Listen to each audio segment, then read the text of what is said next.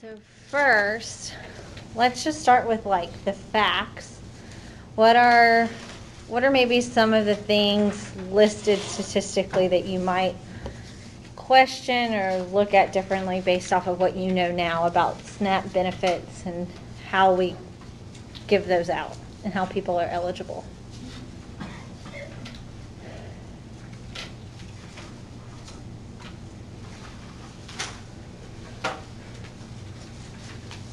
Is there anything in either of these two articles that's a little misleading? Or maybe kind of accurate on the surface, but not really? It does have isn't the current rules about working like 20 hours a week for more than 2 months, and then for the 6-month period, you get food stamps? It's kind of inaccurate how they've written it. So remember, in order to be eligible, you can only receive benefits for 3 months every 36-month period. So that means you're working out of 36 months, 33 of the months, right? I have a question about that. Yeah. So, say you're like married and like the husband has like come up on his time, but then the wife, can't she apply? So it's based off your household income. Okay. Yep. So you kind of apply for those benefits as a unit. So how would that rule work for a couple? Well, You know what I'm saying? right. So, well, and this is where you start getting to the issue, are people married? Do they file for taxes jointly or not? Those kinds of things. I just feel like I know plenty of people that are common law married. Uh-huh. That like, this is gonna sound bad, but like milk the different programs, like across the board, whether it be taxes or Right. any kind of payments. Right. So everything's based off of household income. So if a person is filing as single, then it's not considering the other person. You do have to think about that. So it's held for each individual person. But like, if me or Chad today were to lose our job, our income as a family, as a unit, would still not be low enough for us to benefit from SNAP at all. Does that make sense? So the only thing he would even be able to receive is unemployment for a short period of time, or me, unemployment, whatever the situation would be. Also, where it says states have been able to create waivers for areas that have high unemployment, is that real? That is real. I didn't know. So, and that's where, if you kind of read through a lot of these articles, and even the chapter we read about WIC and school programs, we talked about that difference between, we have a federal program, but is it federally or locally implemented, and kind of the tension that happens there with those two things. And so you have a program like SNAP that then at the state level or even at local levels does have some leverage depending on unemployment rate to perhaps shift some of that. And what might be the benefits to that? If you are in an area that has a much higher employment rate than the national average, why might you want to extend the eligible time period for SNAP? Not any opportunities. Say it again. Not any opportunities. Yeah, there's not as many opportunities for those people to go out. It may take them longer than 3 months to find a job. I told y'all about my neighbor. Hopefully he's going to try to Zoom in with us in the next couple weeks. He's looking at his schedule, but him and I were talking about this over the weekend, and he told me a story about a fella here in Stillwater that he was a marine mechanic and lost his job, had 2 kids. His wife had passed away, and he ended up having to receive SNAP benefits, and it took him 6 months to find a suitable job. And he even said to my neighbor, he's like, I never thought I'd be one of those people. And now that I've been in that situation, it's just not always as easy as we think. And maybe you do go out and you do find a job, but most jobs that you can find quickly are part-time, right? Low pay. So you're probably still qualifying for the benefits on some level there. Anything else that stood out to you that just you were wondering, is this true or not? My question is, when it's talked about, Shiny Purdue and Brandon Litz, and it says spend about 18 minutes on a call with reporters, like outlining, like I just feel like there should be more time given than 18 minutes. You think? Yeah. Yeah. Yeah. We're gonna give you 18 minutes of our time to try to explain this very complicated policy Yeah. proposal. Right?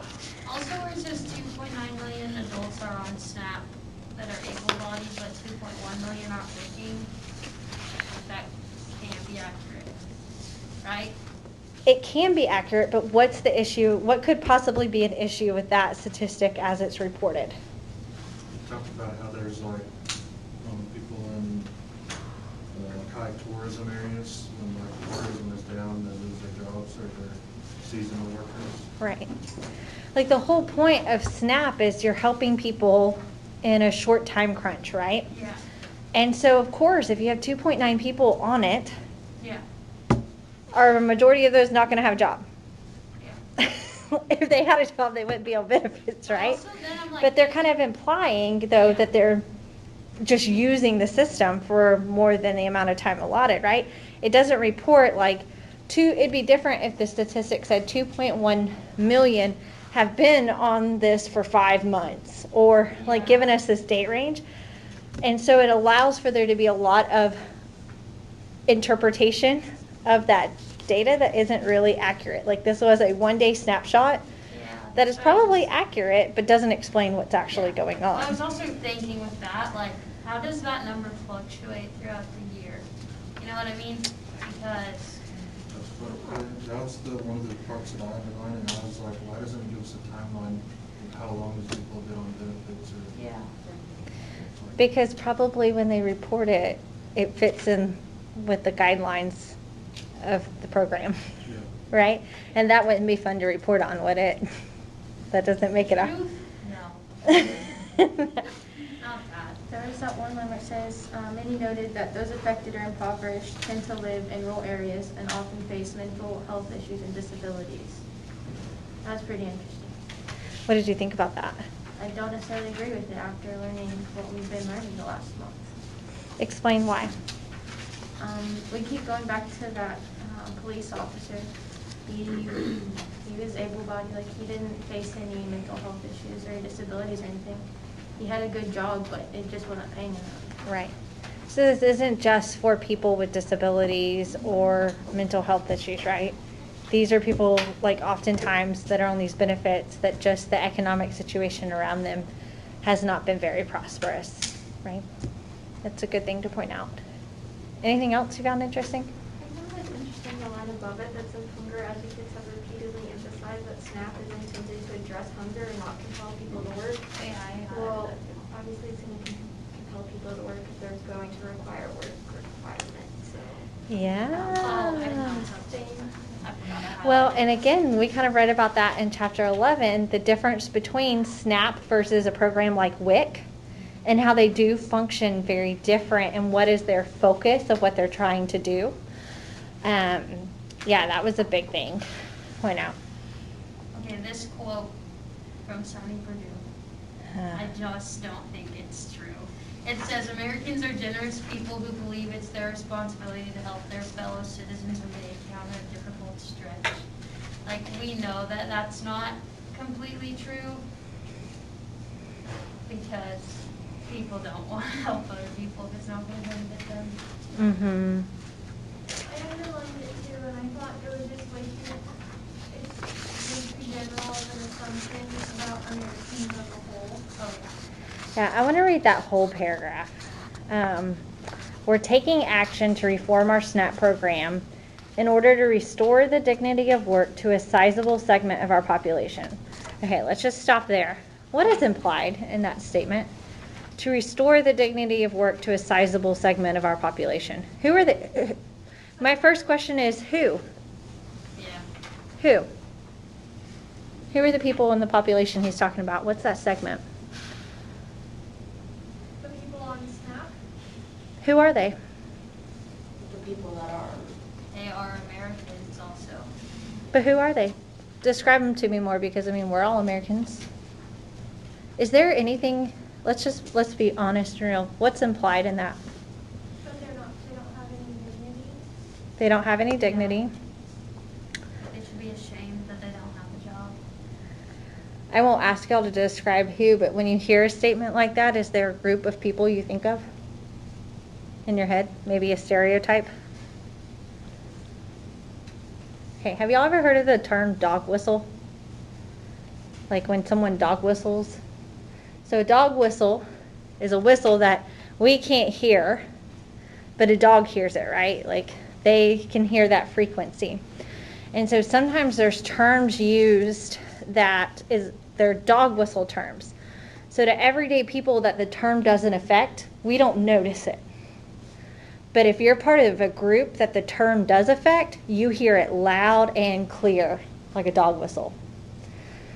Compare it to someone saying, I don't want to live on that side of the tracks in town. Okay? Does everybody know what's implied when people say that? That's a more obvious dog whistle term. But restoring the dignity of work to a sizable segment of our population. If you kept asking that question, well, who? Well, who? There's a stereotype of a group of people that I think, unfortunately, are not being adequately represented in that. And this is in order to be respectful of taxpayers who fund the program. Okay, so what's this power dynamic that's happening in this one sentence? Like the taxpayers are the reason these people get benefits. Mm-hmm. Aren't they? They're the ones paying for it. Yeah, Right. but it's like making, Like I Them get like feel it's like big derogatory, wigs. but. Kind of Yeah. like conquer and buy. Yeah. I also think if you consider the next sentence one that I read, like it really is contradicting. Mm-hmm. Because it's like those people owe something to the taxpayers, and then the next one is saying that Americans are generous. And it's just- We do it out of the kindness of our doesn't add hearts, up. but we want to determine what Yeah. the grounds are for it. I know a lot, like, whenever I would try to get things for like Muscular Dystrophy Association or like different things in town for fundraising, and you'd always go to people and like the farmers or the higher ups would be like, oh, we can take it off taxes. And I'm like, not because you care. Yeah. Right. It's a deduction. So bad. Yeah. Yeah. And so, yeah, then we have that last sentence that says the commitment behind SNAP, or that's the commitment behind SNAP, but like other welfare programs, it was never intended to be a way of life.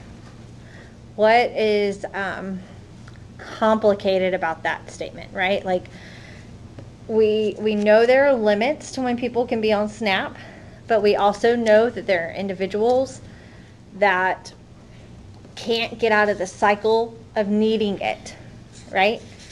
So, again, what's the complication with them saying it was never intended to be a way of life? I mean, I don't think poverty was ever intended to be a way of life, so, Yeah. like, I don't It's not like they're repeatedly choosing it. It's Yeah. not like they're like, this is the way I want to live. yeah, give me $34 a week.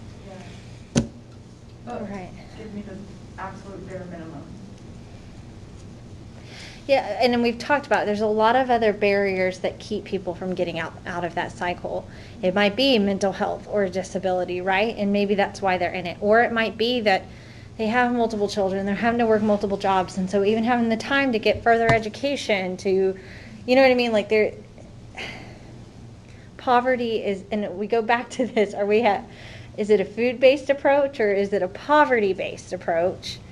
And very much this statement here is saying we don't need to touch the poverty-based approach with a 10-foot pole.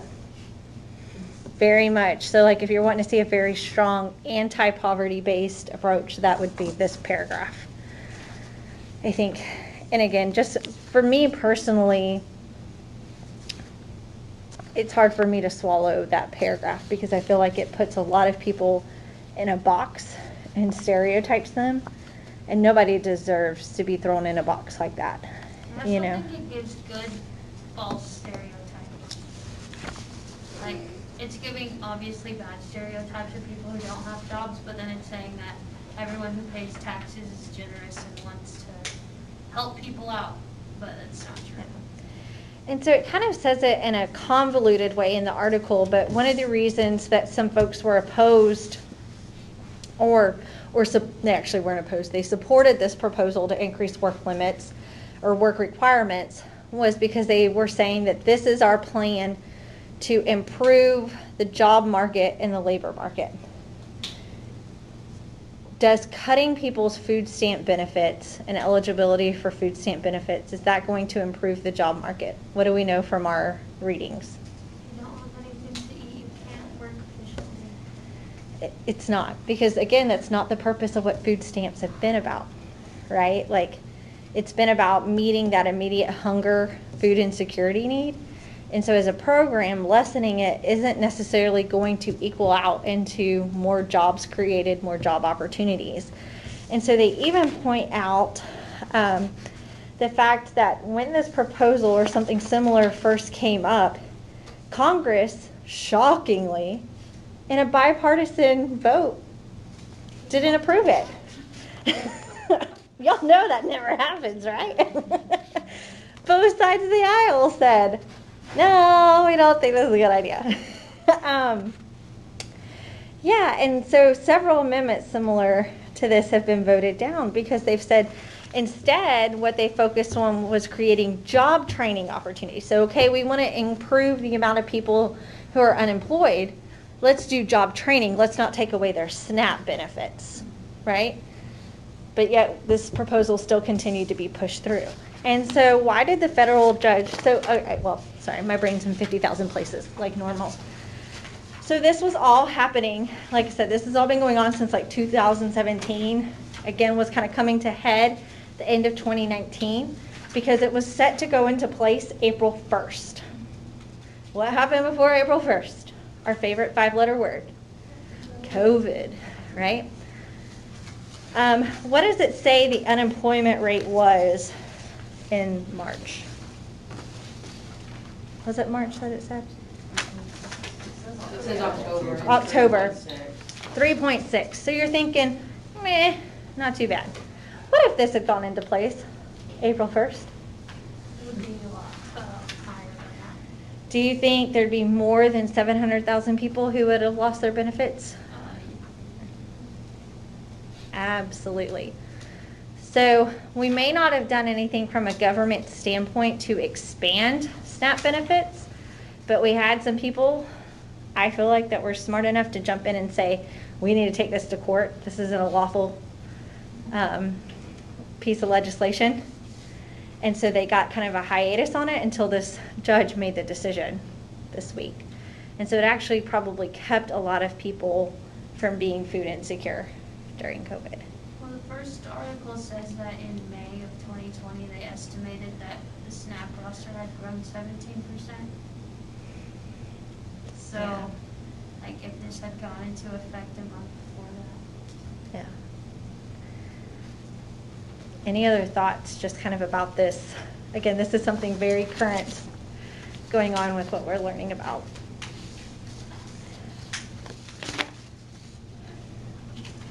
So maybe I'm just not talking to you. So with what would have been gone into place April 1st, it would have, you think there'd have been like more of an unemployment rate?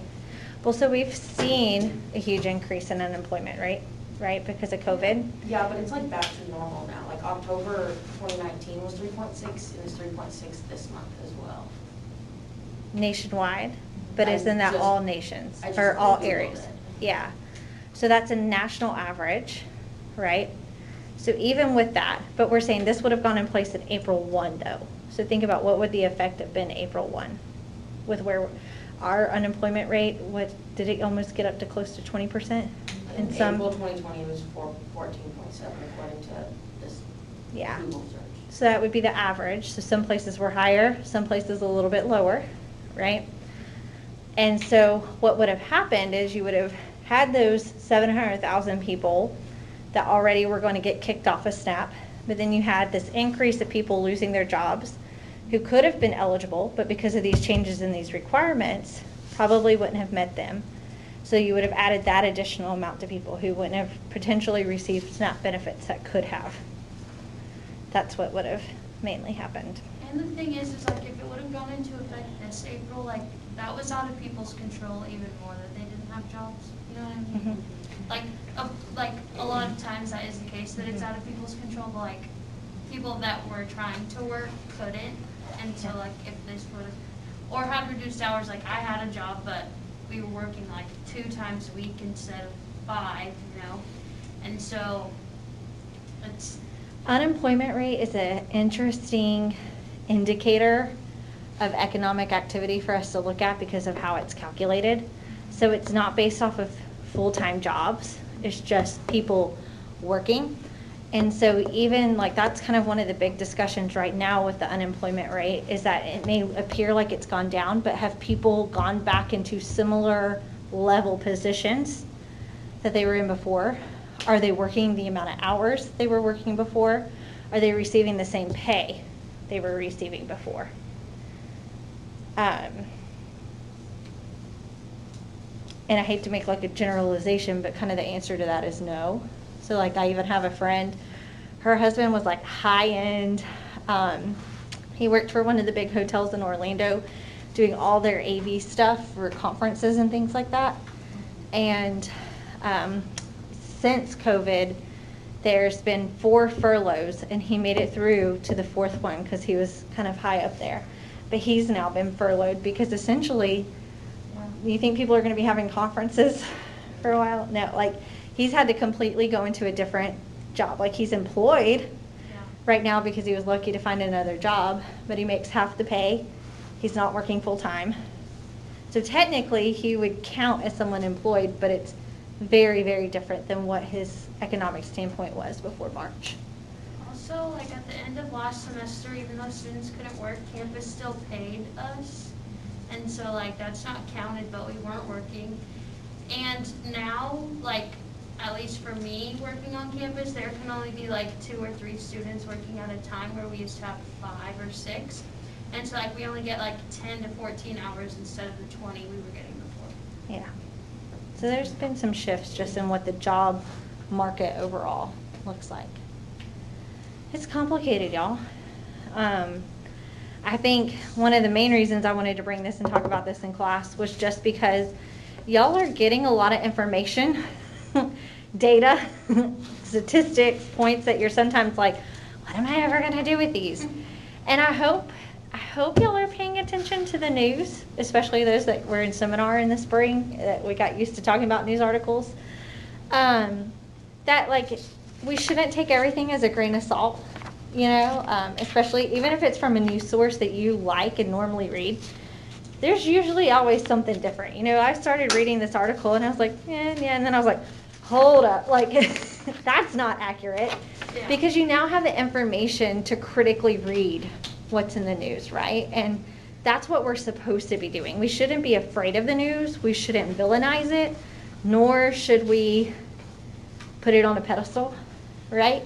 We've got to be critical readers of it. And so y'all are getting information in college that should help y'all read articles like this with a little bit more critical eye of saying, there's truth here, but there's also maybe not falsehoods, but misrepresentation, right? And then having those conversations with the people around you, that when they make the comment of people just live off SNAP, you can say, actually, no. Let me tell you what I learned. And share that information, right? Because it'd be really easy. It'd also be really easy just to read the headline and share it on Facebook and never actually read the article too, right? How often is that done? A whole lot. And then people get in arguments and nobody's actually ever read the article, and it's fascinating. So hang on to it. I don't know. And again, if y'all ever see stuff like this in the news, like bring it into class. Like, let's chat about it.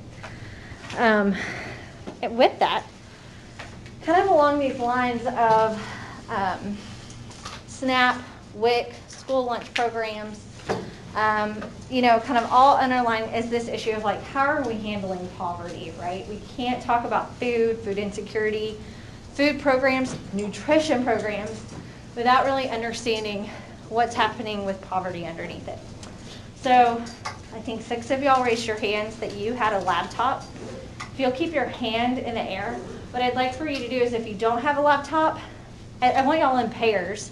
Put yourselves in pairs with at least someone who has a laptop. So I might have to share around. Once y'all get into your pairs, I'll give you further instruction on what we're gonna do. So, and I think we may need a group of 3.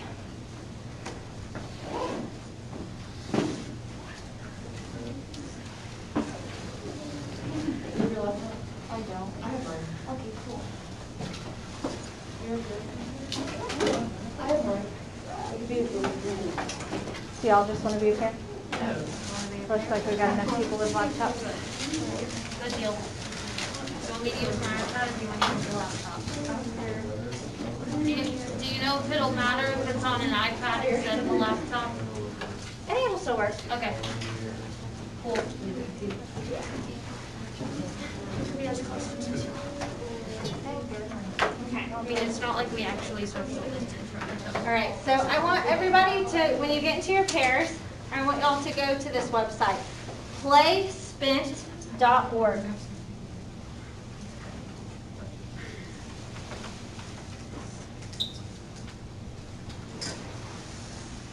I'm really glad that that went anyways because I forgot the G, but it still went. Okay, everybody there? All right. So this is a little poverty simulation game. And we're going to kind of sort of go through it together as a class. Essentially, it's going to give us an initial budget. We're going to kind of be given a scenario that we're in, an initial budget, and then we have to figure out how to use that budget for a whole month. But there's going to come some points where we've got decisions to make. And so we're going to kind of talk about those decisions as a class. But then in your pair, you get to make decisions, whatever decision you want to make. Okay, so we're not making a class decision. We're just going to walk through day by day together, talk about what our options are, and then your pair is ultimately going to make that decision. So click on continue to spend, right, and accept the challenge.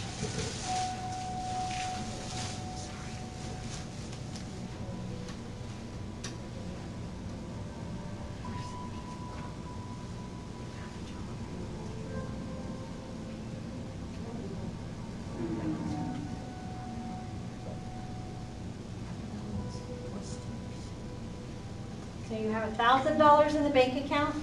You've lost your job. We're going to see if you can make it through the next month. So our first decision. So we have to decide, are you going to try to find a job or are you just going to quit? Exit out. You're like, this game ain't for me. What do y'all want to do? Find a job. Find a job. All right. Day 1. You're running out of money fast. It's time to get a job. Any job. Here's what's available. Choose one. You can choose second shift if they're looking for a dependable, punctual, hardworking warehouse associate. Must be able to lift 20 pounds, have reliable transportation, pays $9 an hour, works 12 to 7. Restaurant. Looking for an experienced server needed at a casual restaurant with a fast pace and fun atmosphere. Apply in person Tuesday through Friday, 2 to 5. $2.13 an hour plus tips, and your hours will vary. Or you can work as an office temp. You know your way around an office. We're hiring for temporary workers all over the area. Admin experience and attention to detail is a must. $9 an hour and hours vary. What do you think would be the best choice? Second shift at the local. Do we have a car? Right now you have a car. Yes. Oh, right now. Gonna lose Start our of the car. scenario. So in your groups, choose what job you want. What job you want? Office temp? Okay. Everybody got their job choice? Yep. Me and Susie chose office temp. So hope you make your hours. Monthly pay is based on 40 hours per week. Jobs vary. What jobs did y'all choose? What's your scenario say? All that Second The shift, same all that as- lifting and repetitive packing can be brutal on your body. So Okay. we made the same. Make same. Weekly pay, $306. Day 2. The ACA requires you to get health insurance. The good news, your child is covered by the state. The bad, you aren't. Which plan do you want? Choose an insurance plan.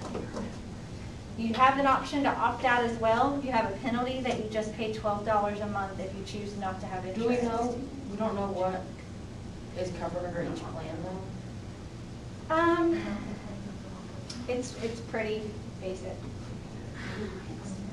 Prescriptions, stuff like that.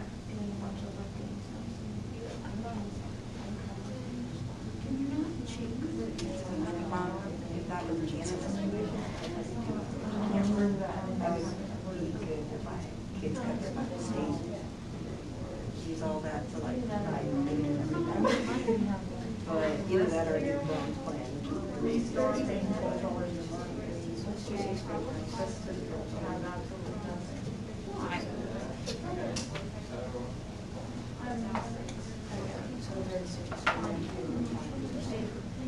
Let's just do that.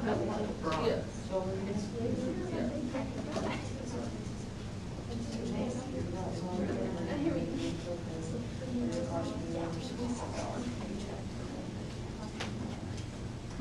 This is, I don't want to be on parents' insurance. So we chose the bronze plan. We said even the most basic plan under ACA covers more than what you would have gotten before. But at almost $60 each paycheck, it's not a free ride.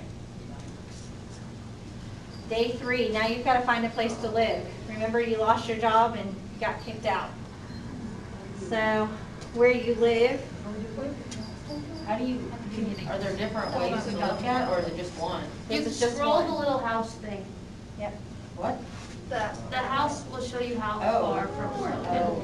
So if you live further from work, your rent might be cheaper, but you have more travel costs. The closer to work, your rent's going to be a little bit more expensive, but less travel costs. So you can kind of decide what you want to do. Oh, you have $200 left.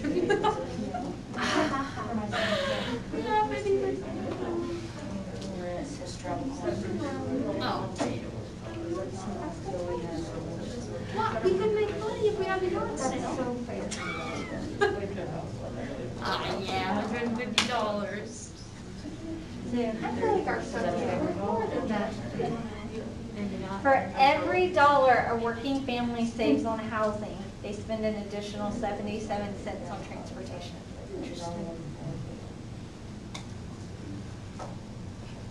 Your new apartment is too small for your stuff.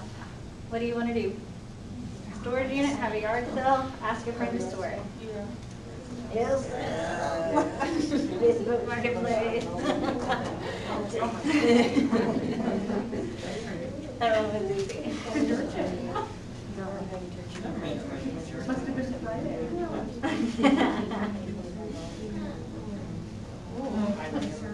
I mean, my grandpa.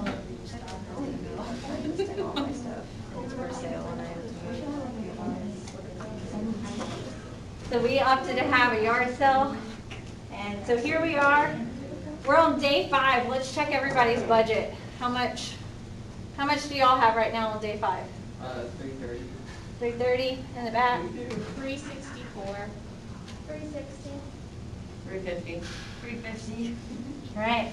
Your child's been invited to a birthday party and they need to bring a present. What do you do? Oh, I would. I believe he goes for it. Go to the dollar store, you can find a lot of stuff. Even get it in a little gift bag. Okay. So day 6. Little exercise goes a long way, both for keeping you healthy and relieving stress. You need to start a regular fitness regimen. What This do you isn't do? our question. My computer is not. For day 6? We're getting different. Yeah, our questions are also. Well, y'all keep working in your groups. Okay. Me and Susie are going to kind of come around. Yep. It says an option, but it's not letting us press I don't think we will. You don't know that. I guess. Do I need to ask for It's a good idea. Your grandfather has passed away. The memorial service is being held several states away. First of all, in my opinion, because I literally did this like 2 weeks ago, I was just skipping. I know that sounds horrible, but my grandpa literally died like 2 weeks ago and I didn't go. You know, you gotta do what you gotta do. We can also say, Where's it at? why? Sometimes we pay day workers. We're doing it. So by quantity versus how much the number you're supposed to be. How old's the child?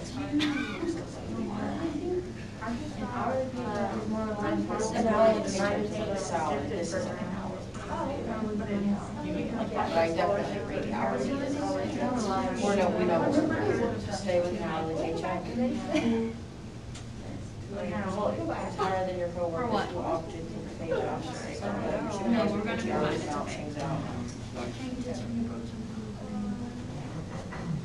Your head is pounding and you're burning, that's what you got to be working on. So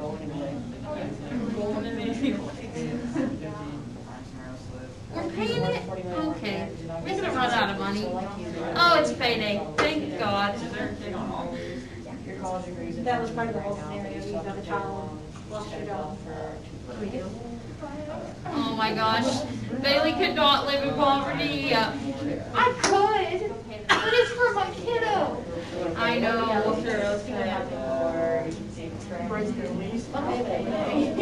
Oh, $102. Should we just go for it?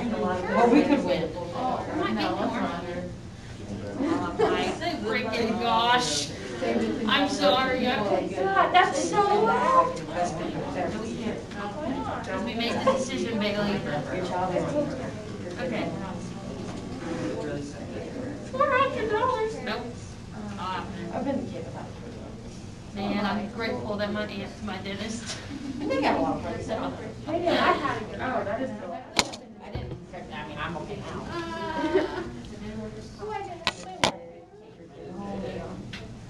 Yeah, just send him without it. That's a lot of money. I'm still kind of mad about the Your grant. income level falls.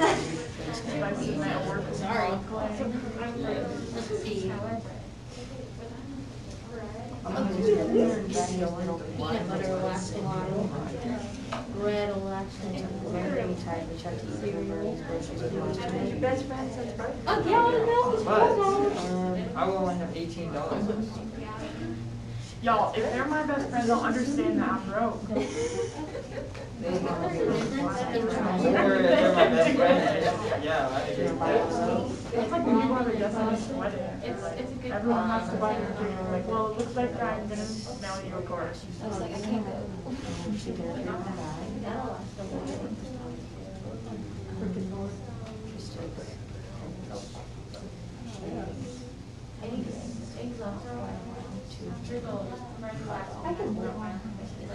For a few weeks?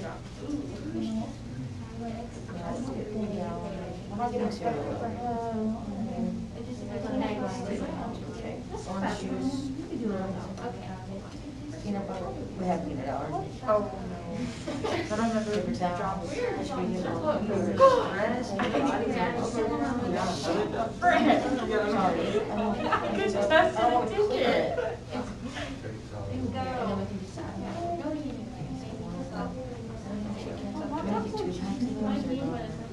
Heck yeah.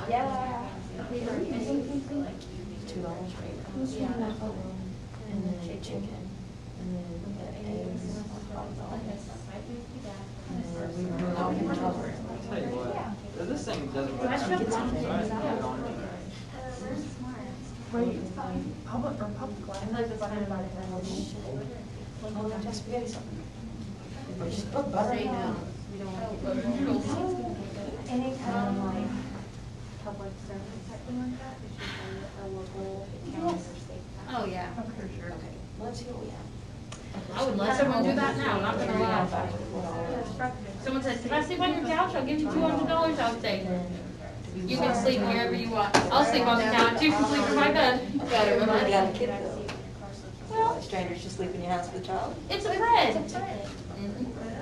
Oh my gosh, I'm stressed out now. Most people you know, most sexual assaults happen. Yeah, but People Sam's know like, that you're gonna have to- See, we're having in like our thought process. That's all I But have. you gotta have that child in your thought process. Well, yeah, the child can sleep with you. I mean, here's the thing, one time during my childhood, my mom's friend moved in with us, so I don't think it's bad because it's happened, you know what I mean? I'm speaking from experience. Oh, no. Can we put our pet down, please? It's not worth $400. I stand by that. I would just call my papa. Can I just let it suffer till next month? No, don't let it suffer, at least let it Just just suffer. I think I totally choose. It's just like very dramatic. First of all, I don't trust myself to fix it, but we work in a warehouse, so we're looking at so many. If it was me, You're right. But what if we make it worse? It seems dramatic, This question but it's we got, 100% this is the one that- adulting. What bill? I don't want to do that. I mean, if it's that sick, it might need to be. Yeah, it won't get better without. I'm just saying, apply this term off. Do we want to put it to sleep? Hang up. No. That's funny. Do some numbing gel.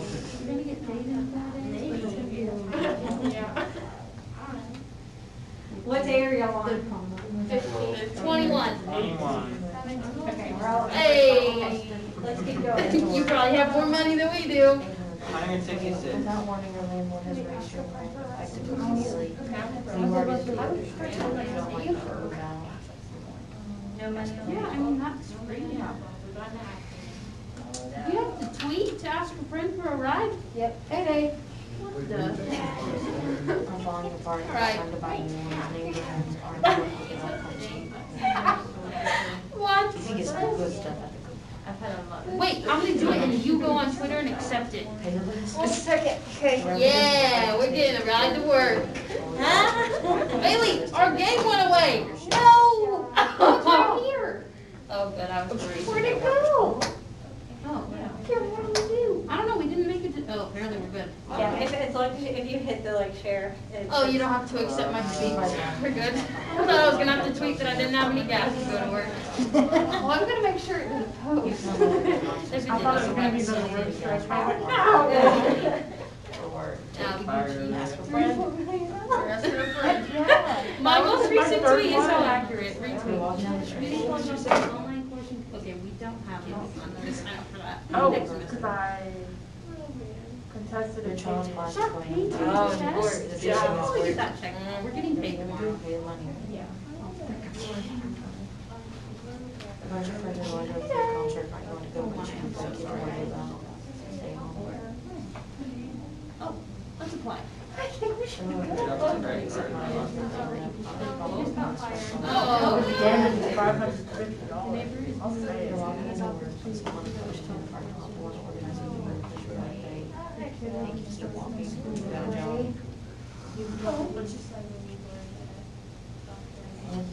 don't know what to do. 22.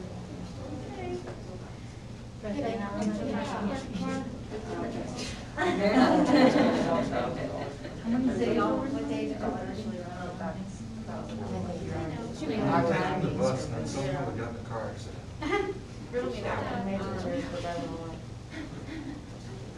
Because our car, somebody stopped the gas on us. So they took the bus and the next one was still driving with our kid.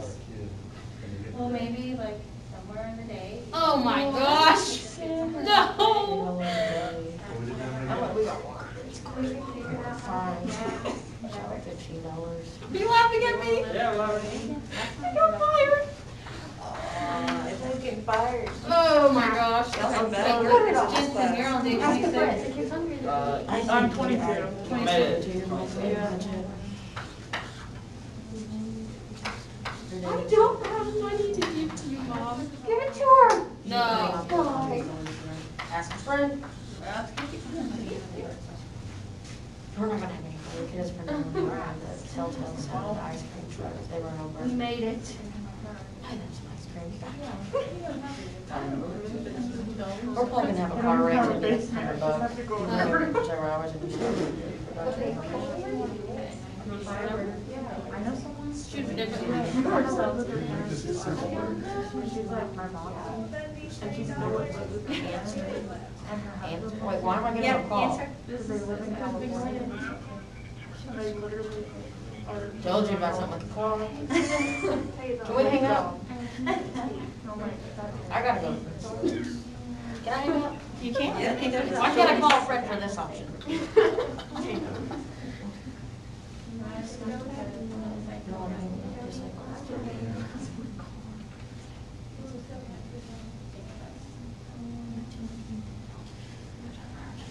Really struggling with math.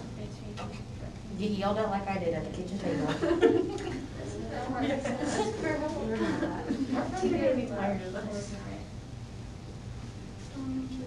Well, what happened at the end?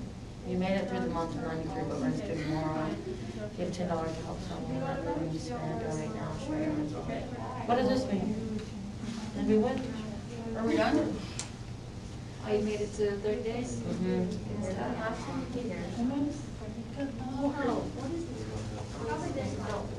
Maybe that would have. It's okay, we finished the last one. The rent's due tomorrow.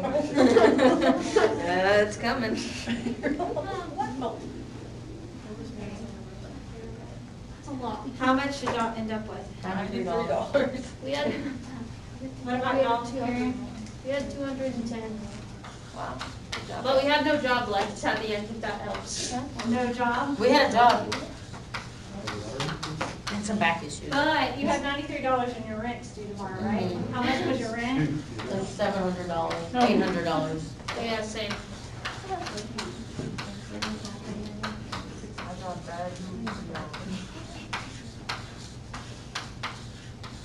Gotta call that friend again. What about y'all? We made it, we have $31. With your rent due? How much did y'all choose for rent? I don't know, more than that. Equal. I don't. We'll just say $750. Is that the kind of midline?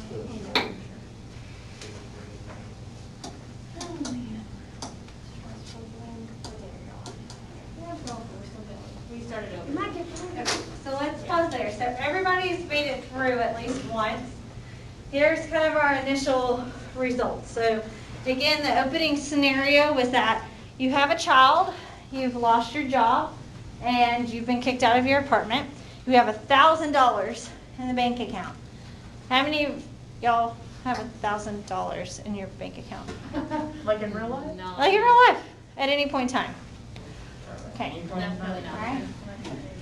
So your thought is, okay, we're gonna go out, we're gonna get a job, y'all chose a job, and then you kind of are going through life. Someone said, oh my gosh, this seems really dramatic. I can vouch, I feel like these are pretty normal life activities. It's pretty real, most of the things that they have there. But what we ended up with is we had 3 groups. By day 12, 22, 26, we're out of money. Other 3 groups ended up with $93, $203, and $31 at the end of the month. But the problem is that you've got rent due the next day. So you don't even have, and that's with getting a job. Would any of y'all, what did y'all think about those job options? Anybody at first think like these are poor jobs? I think they're average, like, they're typical. They're typical jobs. 2 of them paid $9 an hour, right? The other was a waitressing job. And I mean, I've been a waitress before. You can make some pretty good money as a waitress. But then, like, what was kind of y'all's thoughts as y'all went through this simulation with your groups? Stressful. Why was it stressful? We never knew what was gonna happen next. Yeah. Just the what ifs. Whole lot of uncertainty. What was like the biggest uncertainty that threw you for a loop? The dog. Okay, so this group had a lot of trouble with the dog. Why did the dog throw you for a loop? The dog's a part of the family. And what were your choices? The dog was sick. I had to put it down. Y'all chose to put it down. What did other people choose to do? Our dog wasn't sick. Your dog wasn't sick? The landlord found out we had a dog. Yeah. So we had to pay a pet deposit to give it away. Pet deposit or give it away. What did y'all choose to do? We gave it to a friend. Oh. What did you choose to do with your pet? Yeah, just suffer a little bit. Yeah. Tough it out for another month. Okay, what's another uncertainty that threw you for a loop? I don't know. The car call. Yeah, I don't know if it's an uncertainty, but I had like a bunch of moral dilemmas. I was like, do I drive away or do I pay that? Or like the tail light? $10, like you found $10. Yeah. Or you broke something. Yeah. So I like how you worded that, Jensen, had a lot of moral dilemmas. How does being in poverty, or even just this simulation of being in poverty, change your perspective on some of those moral dilemmas? It may be how you would have judged other people's decisions beforehand. I mean, you're in survival mode pretty much. I mean, it was easy for me to pick it because this isn't real. And I was like, I'll pay the $550. But if I really only had like $800 left, I probably wouldn't. I would drive away. Yeah. My favorite, like, moral dilemma question. How many of y'all got the question about finding $10 on the ground and having to choose whether to give it back or pocket it? How many of y'all said you'd give it back? Okay. I struggle as a parent thinking about that question that then, like, either you got it before or after. How many of y'all got the question about, like, needing $15 for your kid to go to the museum on a field trip? I think about myself as a parent, and if I was really struggling for money and I found $10 on the ground and that was going to pay for my kid's field trip, I would want to think I would give it back.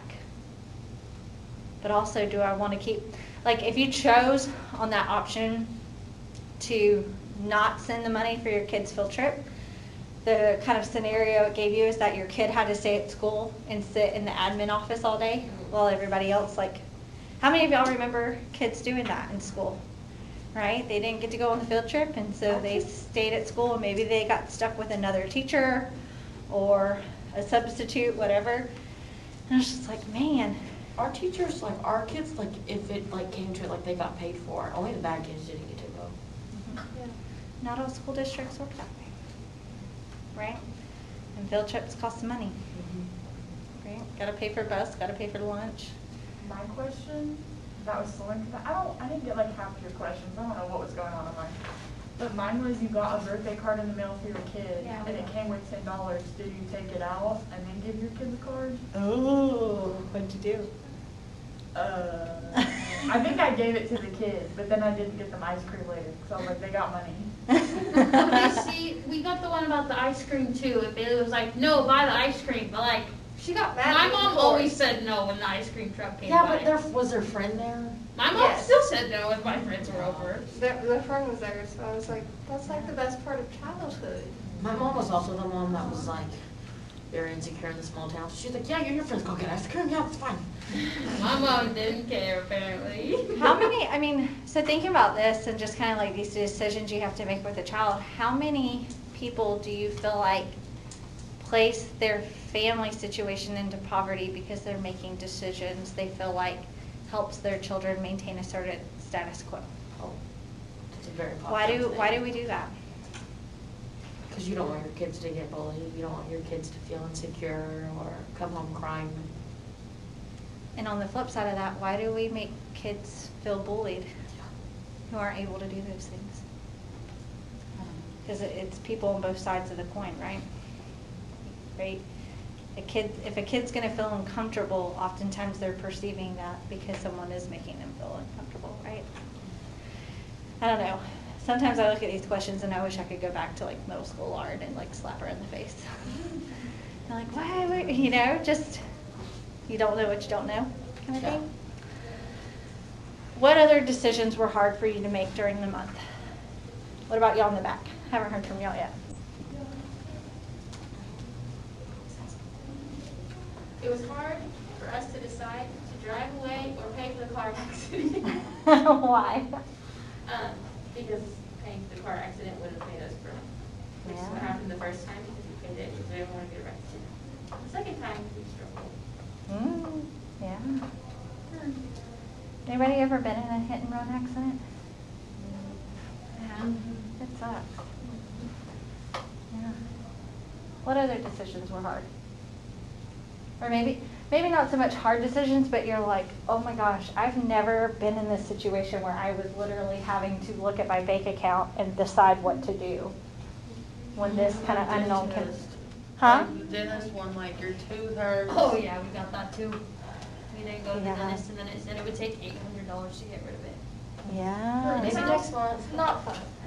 Yeah, so, that's one of the big things with any type of healthcare, whether it's dental, health, vision, is that, we do have the choice whether to go get those services, right? But oftentimes, if we don't take care of them in a timely manner, it actually ends up making it worse, where it costs us more money in the long run. That's why they say preventative care is better than reactive care. But when you don't have the money in the bank account, what do? I think I totally, on that option, chose to just put numbing gel on it and go about my business. So how many people do we have that aren't getting adequate health care, dental care, vision care, simply because it's not affordable, right?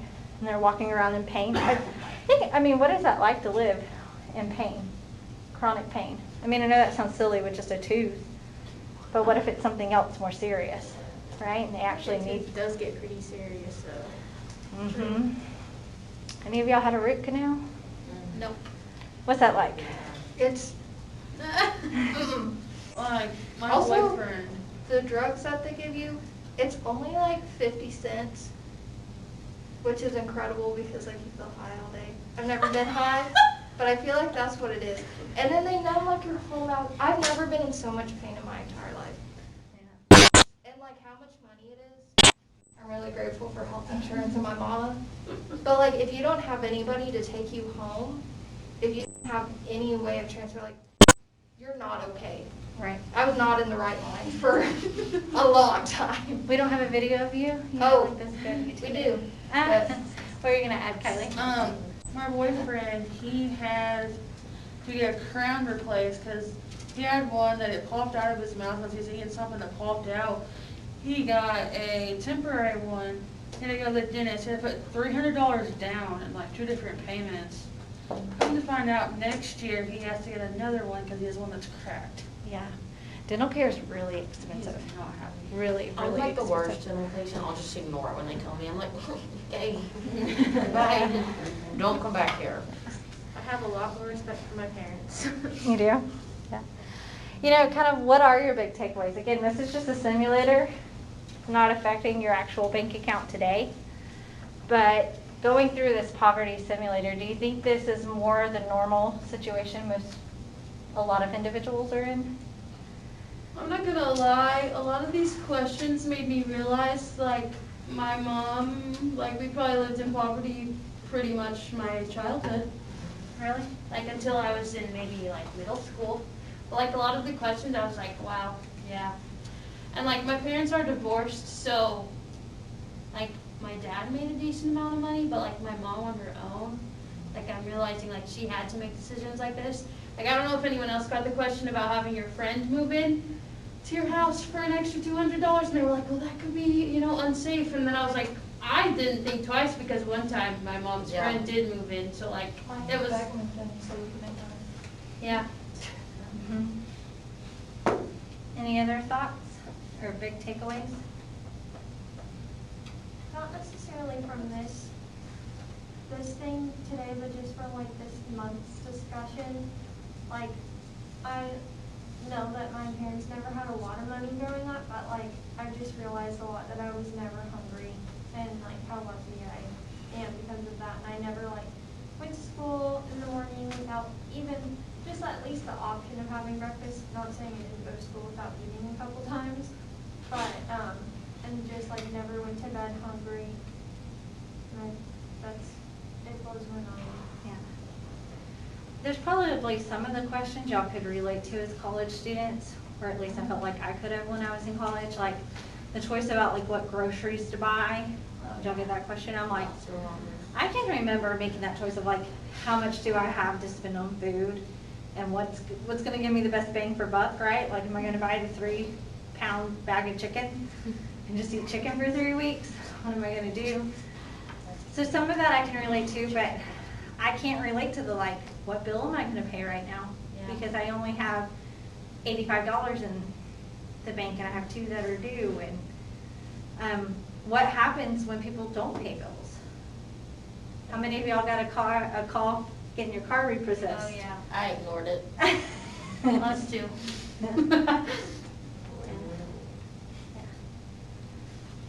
Does simulation change any of your perspectives at all?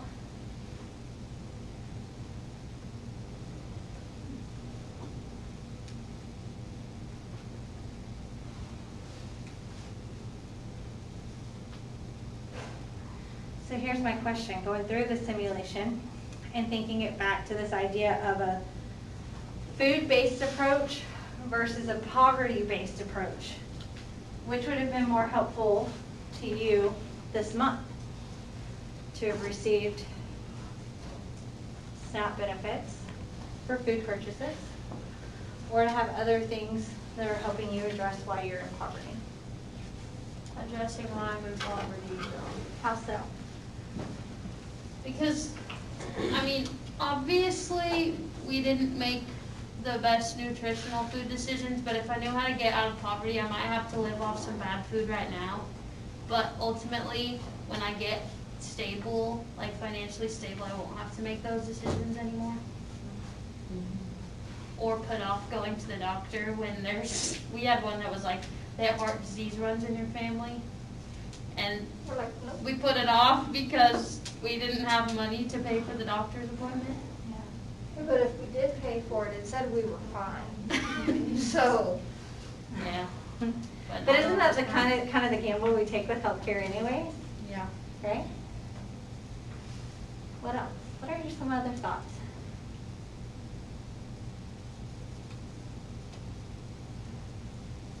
Anything you would suggest that would have helped out this month?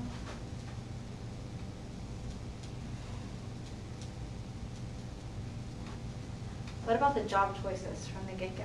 Oh. Again, we tend to go back to that conversation of, are people employed, unemployed, able-bodied, not? Y'all were able-bodied, you had jobs that we said were kind of typical jobs that, you know, and I'm just gonna say, you hear people say, I don't know why they don't have a job. I see so many places out with hiring signs up. Why aren't they getting a job? You got one, but you're still in this situation. What else would have helped? A second job. A second job? Good suggestion. What else? I mean, we had one that the question asked about taking like a $200 computer science course, which would offer us different job opportunities, but we didn't even have $200 when we got that question, so we couldn't have that if we wanted to. So there may be educational opportunities, but are they affordable? Not just getting paid monthly, but like twice a month or like bi-weekly or something. No, some more frequent, like evening out cash flow. We got paid like 3 times, Yes, twice. they did. Yeah, we did. Actually, yeah, we did. I didn't think about that. But just more often, I guess. Yeah. Yeah. Any other things you might offer up that would have helped?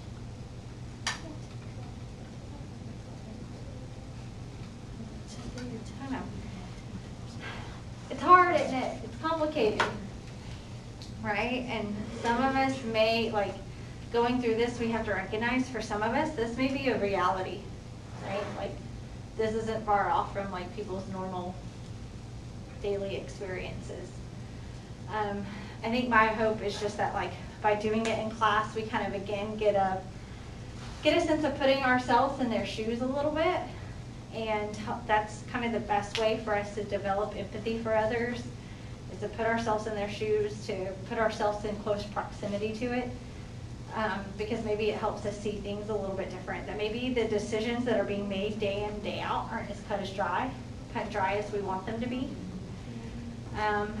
And that everyone's kind of life situation's a little bit different. And I think just for us in agriculture, what we do is really at the heart a lot of these conversations. Like, we want to kind of disconnect ourselves sometimes from the conversation about poverty. But I hope what we've kind of gotten out of this month is that food insecurity, hunger, and poverty tie in a lot with what we do in agriculture. It's real. Imagine you're this person that's literally living this life experience month to month, and all you see are commercials on TV that tout how much agriculture is feeding the world. And yet you're sitting in this situation month by month, really wondering how you're going to get your next meal. It's hard. It's hard. And so I do think we kind of have a place to where we can help fill in the gaps and maybe do a little bit better job of really addressing those problems. So for Thursday, hopefully you are finished up with your SNAP challenge. Make sure that you submit to Canvas again your budget and the Excel spreadsheet as well as your reflection. And then bring them to class because we're going to kind of share what did you do with your budget for the week and what did it look like. All right? See y'all Thursday.